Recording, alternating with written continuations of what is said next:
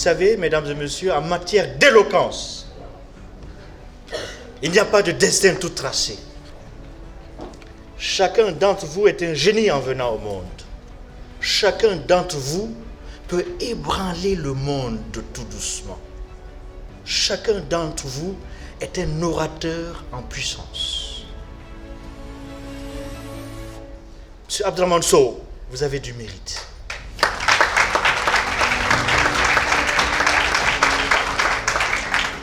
C'est la première fois qu'il prend la parole devant un tel public. Il a fait des efforts incroyables. Il est venu ici en pièces détachées parce qu'il est bègue. Aujourd'hui, voici le résultat. C'est une Formule 1. Monsieur Demba Touré, l'orateur qui parle, révèle et se révèle. Dis-moi comment tu parles, je te dirai qui tu es. Votre parole révèle votre parcours, votre passé, votre éducation, votre ambition. Vous êtes désormais porteur d'une signature vocale et oratoire.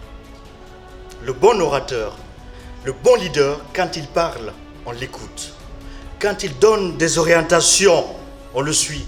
Quand il fait des recommandations, on applique. Vous avez l'âme d'un leader. Le bon leader, c'est quelqu'un qui a des compétences oratoires. Et plus vous montez en hiérarchie, plus vous devez assumer cette responsabilité.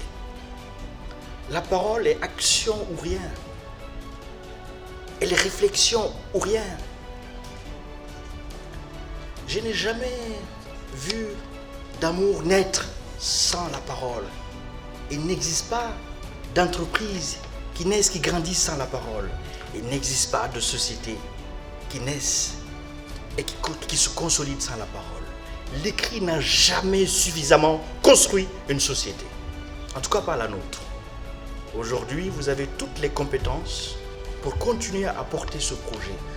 Le charme de votre discours, c'est que vous avez été le maître de la technique du silence dans l'art oratoire, qui s'appelle l'aposiopèse. Et oui, tous les silences ne font pas le même bruit. Ce sont les petits silences qui ont construit la force, la puissance et la beauté de votre discours. Mesdames et messieurs, la ponctuation orale est tout aussi importante dans l'art oratoire qu'à l'écrit. La virgule, c'est peut-être une demi-seconde de silence. Le point, 2 secondes de silence. Et lorsqu'on veut récupérer un public endormi, c'est le silence. Lorsqu'on veut bien respirer, c'est le silence. Lorsqu'on veut sortir un message fort, c'est le silence. Si bien que vous, le silence a été le seul argument difficilement réfutable dans votre prise de parole, armé également d'une belle tessiture vocale et d'un focus vocal. Votre sujet était risqué, vous l'avez humanisé. Et en cela, le jury tient à saluer dans votre personne un modèle d'audace et de courage. Bonne continuation. Monsieur le directeur général, merci de votre présence. Vous êtes un leader et ce n'est pas pour rien que vous avez remis le premier prix à la première de la promotion. La transition est toute trouvée, Raki, Juan. Dans l'art oratoire, vous avez maîtrisé la communication verbale. Vous savez, les mots dans l'art oratoire, détrompez-vous, première déconstruction de la soirée, ça ne fait que 20 points. Mais attention, un mot, tout est sauvé, un mot, tout est perdu. Les mots sont importants. Vous avez maîtrisé le choix des mots, les bons mots. Donc vous avez capitalisé 20 points sur 20. Il reste maintenant à chercher les 80 autres points, c'est-à-dire c'était 100 sur 100. Communication verbale, 20 points. La communication paraverbale était notée sur 30 points. C'est quoi la communication paraverbale? C'est la prosodie. Qu'est-ce que la prosodie? La prosodie, c'est la manière de prononcer les mots. Les mots eux-mêmes ne sont pas aussi importants que votre façon de les rendre. C'est cela la différence entre un élève qui lit et un élève qui prononce. Entre un député qui lit et un député qui prononce. Entre un président qui lit et un président qui prononce un discours. Vous avez une ponctuation orale fabuleuse. En cela, vous avez gagné les 30 points sur les 30. Maintenant, il vous restait 50 points. La communication non verbale, mesdames et messieurs, c'est le cœur de la prise de parole en réunion, en public. C'est quoi la communication non verbale? C'est d'abord le corps, la gestuelle, le body language. Vous avez mis votre corps au service de la cause. Le geste est différent de la gesticulation. Vous avez une parfaite gestuelle, si bien que le bon geste, le non-verbal, précède la parole. Il y avait une harmonie, une force, parce que quelquefois le geste exprime ce qui ne s'exprime pas. C'était également votre cas, sans oublier l'intelligence de votre regard. Il n'y a pas d'éloquence sans conviction. Non sine opinione facundia. Il ne saurait exister d'éloquence sans conviction. C'était votre cas, monsieur Hamidou Sow. Vous êtes investi dans le discours et vous avez emporté le public. Nul ne peut contredire, nul ne peut s'emporter contre votre éloquence sublime. Vous avez demain des positions de responsabilité et d'autorité qui vous attendent. Soyez-en dignes. Je salue au passage votre mère qui a eu le flair de vous amener ici. Il y a une loi du leadership qui vous ressemble, c'est la loi du timing, la loi du moment exact. Quand vous choisissez le bon moment pour lancer la bonne action, il vous arrive des choses incroyables. Voilà ce qui vient nous arriver.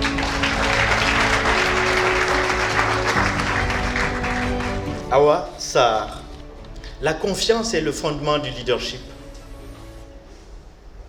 Le caractère détermine la confiance et la confiance détermine le leadership. Quand on vous voit, on vous fait confiance. Il vous manquait en entreprise maintenant d'accepter de prendre la parole en public et en réunion. Vous vouliez prendre la parole, mais vous ne vouliez pas être regardé. Or, prise de parole en public, ça veut dire quoi? Que l'orateur est pour moitié dans votre discours, mais l'auditoire également est pour moitié dans votre discours. Donc, désormais, vous devez le comprendre. Parce que vous regardez votre public. Dans la prise de parole, le regard, c'est le pouvoir. Vous les avez dans la main parce que vous les regardez. Deuxième déconstruction de la soirée. On vous a dit à la maison qu'il ne faut pas regarder l'autorité parentale dans les yeux. Les parents ont bien raison. On vous a dit qu'il ne faut pas regarder l'autorité religieuse dans les yeux coutumières. Vos parents ont bien raison. Mais jamais ils vous ont dit que vous n'avez pas le droit de regarder votre public en face, les yeux dans les yeux.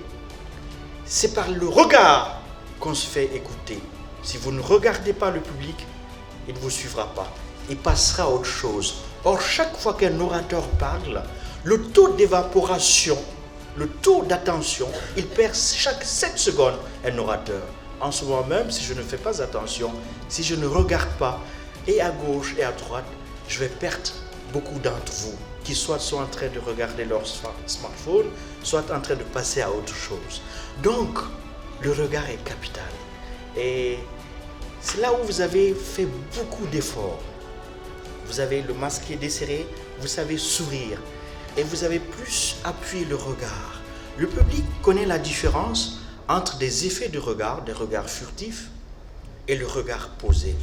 Monsieur Hamidou Sow a fait un discours qui nous a tous transportés. Il faut le lui reconnaître. Vous savez, mesdames et messieurs, l'orateur, c'est celui qui sait tenir et se tenir.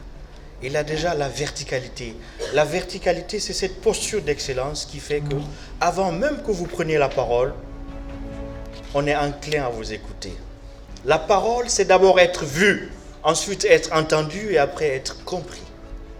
Vous avez eu tout ce soir. Prendre la parole, c'est d'abord plaire. Et vous avez pu plaire.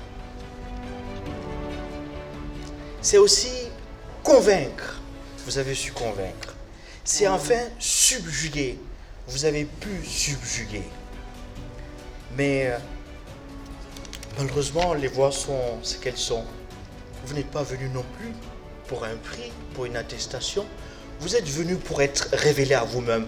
Et en ce sens, vous avez emporté largement le pari. Félicitations. J'appelle quelqu'un qui a fait un discours citoyen, au propre comme au figuré. Son discours mérite d'être inscrit dans les leçons de cours civiques, dans les leçons de morale à l'école. Et il me fait penser à un homme politique du 1er siècle du nom de Sénèque. Sénèque était un conseiller spécial, rédacteur du discours, orateur prodigieux, conseiller principal d'un roi nommé Néron. De par son influence, il est même arrivé à faire cesser les relations incestueuses entre Néron et sa mère. Et plus tard, il a été contraint au suicide. Néron a dit que ce n'est pas parce que les choses nous paraissent difficiles, c'est parce que nous n'osons pas que les choses nous paraissent difficiles. C'est d'ailleurs l'une des références du président Abdou Diouf. Vous, monsieur Samba Ndao, vous venez de très loin. Personne n'a su dans cette salle que vous êtes un bègue.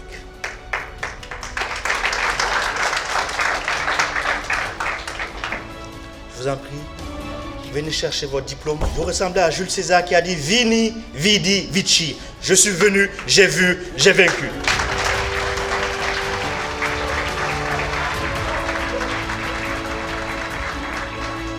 Le jury a voulu souligner à travers votre personne un modèle d'endurance, de persévérance, de résilience.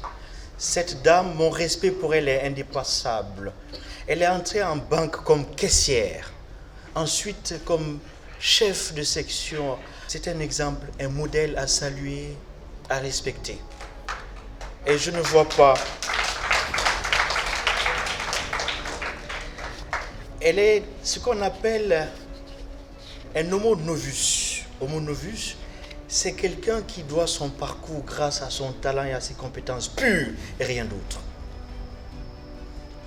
Son cursus honorum, son parcours est élogieux. Elle est venue ici pour travailler et mériter sa position en banque et aller au-delà. En ce sens, Madame Khan, vous avez tout notre respect. Bonne continuation.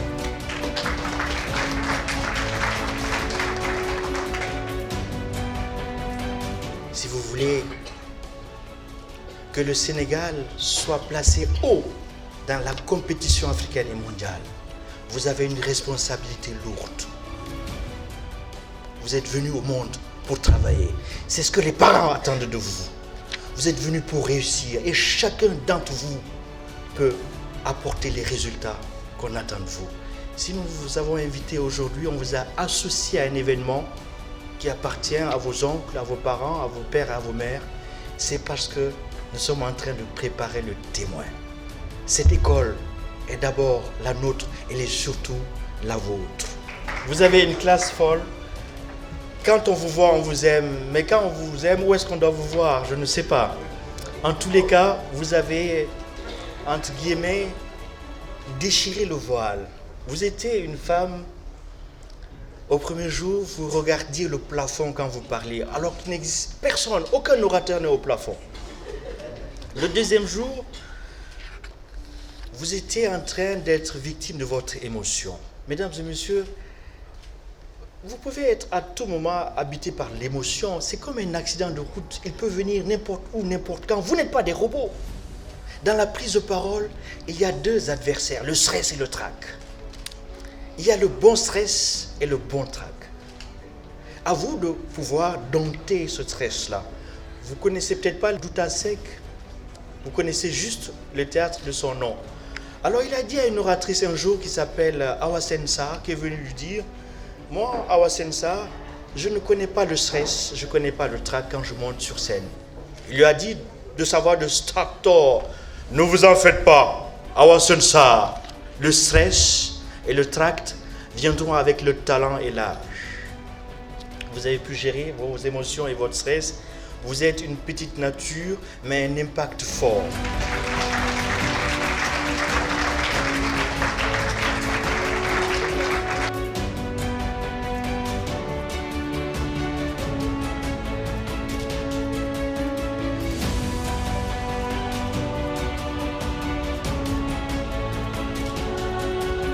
À l'OAO, nous allons vous révéler à vous-même.